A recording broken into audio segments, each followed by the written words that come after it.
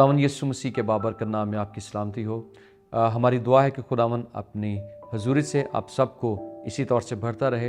अपने कलाम से खुदावंद आपको हमेशा बरकत दे और आप उसकी हजूरी में और उसकी बरकत में चलें। आज हम एक और बात खुदा के कलाम में से सीखेंगे। इस साल के आगाज़ में ही खुदावंद ने हमसे कलाम किया और नबूवती तौर से खुदावंद ने हमें बताया कि किस तौर से खुदा हमें इस साल में बरकत बख्शने को है।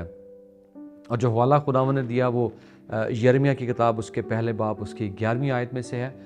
खुदावंद ने 2 रोया यिर्मयाह नबी को दिखाई और उसमें से पहली रोया जो खुदावंद ने यिर्मयाह को दिखाई, उस रोया में यिर्मयाह ने बादाम के दरख्त की एक शाख को देखा और खुदावंद ने उसको ये बताया कि तूने खूब देखा है, क्योंकि खुदावंद अपने कलाम को पूरा करने के लिए हमेशा बेदार रहता है। और बाइबल मुक़द्दस में कई बार बादाम की शाख का जिक्र हुआ है। खुदावंद ने जब मूसा के वसीला से हारून को ये बताया कि किस तौर से उन्होंने हैकल में चीज़ें उन्होंने बनानी है, उनमें से एक जो चीज़ उन्होंने बनानी थी वो चिरागदान था और उसकी शक्ल जो उन्होंने बनानी थी वो बादाम के शाख की मानद उन्होंने बनानी थी, जिसकी बहुत सारी शाखें बनाने के लिए खुदा ने उनसे कहा। आपको हम ये बताना चाहेंगे कि ये बड़ी अहम बात है। बादाम का दरख्त ये वाहिद दरख्त है जो मौसम बहार में जिसकी कॉम्पलें और जिसके पत्ते तमाम बाकी दरख्तों से पहले निकलते हैं। और जो अबरानी ज़बान में जो लफ्ज़ इस्तेमाल हुआ है बादाम की शाख के लिए, वो लफ्ज़ एक ऐसे शख्स के लिए भी इस्तेमाल हुआ है जो हमेशा बेदार रहता है और देखता रहता है, जो एक निगहबान की शक्ल में हो। तो खुदावंद ने जब यिर्मयाह से ये फरमाया कि मैं अपने कलाम को पूरा करने के लिए हमेशा बेदार रहता हूँ, तो हमें ये बात जानने की ज़रूरत है कि जब खुदा ने नबूवती तौर से हमें ये बताया कि ये बादाम के दरख्त की शाख, ये सिंबल, ये निशान ये तुम्हारे लिए भी है, तो इसका मतलब ये है कि खुदा अपने कलाम को पूरा करने के लिए यकीनन वो बेदार है, वो हम पर निगाहें लगाए हुए है। बहुत औक़ात हम इस बात से कई दफ़ा गाफिल हो जाते हैं और हम भूल जाते हैं कि खुदा जो है वो हमारे साथ है और हम पर निगाह किए हुए है। हम भूल जाते हैं कि खुदा ने जो कलाम किया है, जो उसके वादे सारे कलाम में लिखे हैं हमारे लिए, वो अपने वादों को पूरा करेगा। हम ये भूल जाते हैं कि खुदा वादों में सच्चा खुदा है। हम ये भूल जाते हैं कि खुदा कभी भी हमसे दस्तबरदार नहीं होता, कभी हमें तनहा नहीं छोड़ता। ये कलाम का वादा है। कलाम हमें ये बताता है कि खुदा मोहब्बत है, खुदा ने हमसे मोहब्बत की है, खुदा ने अब हमसे प्यार किया है। और जो कलाम का वादा है कि खुदा ने दुनिया से ऐसी मोहब्बत रखी कि उसने अपना इकलौता बेटा बख्श दिया ताकि जो कोई इस पर ईमान लाए हलाक ना हो बल्कि हमेशा की ज़िंदगी पाए। तो हम अजीज़ों आपको ये बताना चाहेंगे कि खुदा अपने कलाम को पूरा करने के लिए बेदार है और सिर्फ बेदार ही नहीं है, खुदा उसमें तेज़ी भी करेगा। ये जो रोया खुदा ने यिर्मयाह को दिखाई, पहली बात जो मैं चाहूँगा कि हम इसमें से सीखें वो ये है कि खुदा देख रहा है।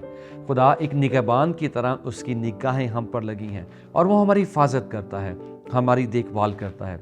दूसरी बात जिस पर मैं आपकी तवज्जो दिलाना चाहूँगा, जब चिरागदान हैकल में रखे गए तो चिरागदान का मकसद ये था कि वो खुदा की हुजूरी को ज़ाहिर करें।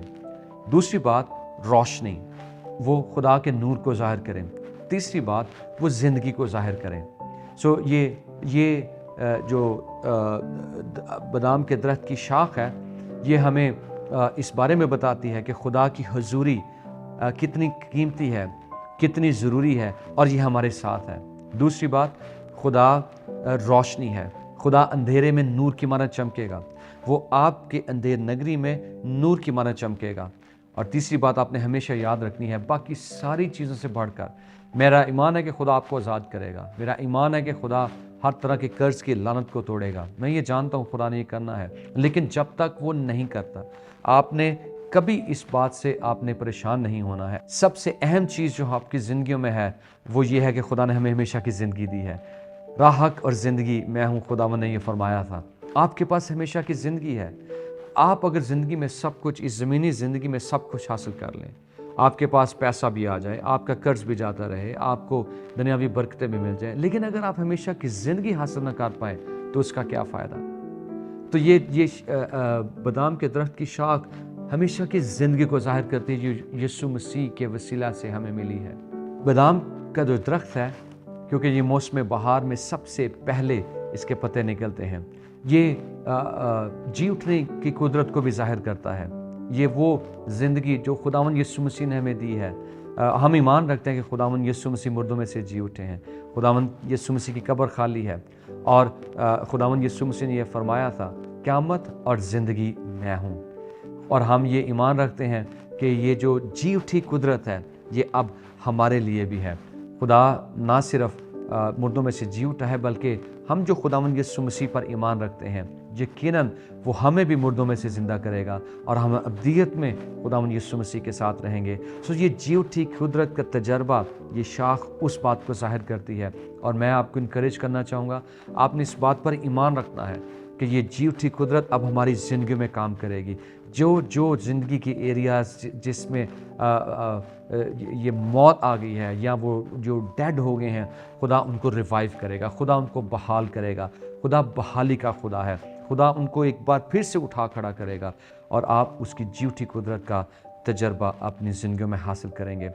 اس سال خدا نے نبوتی طور سے ہمیں یہ شاخ دکھائی ہے، خدا نے ہمیں رویا دی ہے کہ اسی طور سے جس طور سے خدا بنی اسرائیلیوں کے لیے بیدار رہا تاکہ وہ اپنے کلام کو پورا کرے، آپ کی زندگیوں میں خدا اپنے سارے وعدوں کو پورا کرنے والا ہے، اور اب وہ تیزی کرے گا۔ یہ کام آپ کی زندگی میں تیزی سے ہوں گے۔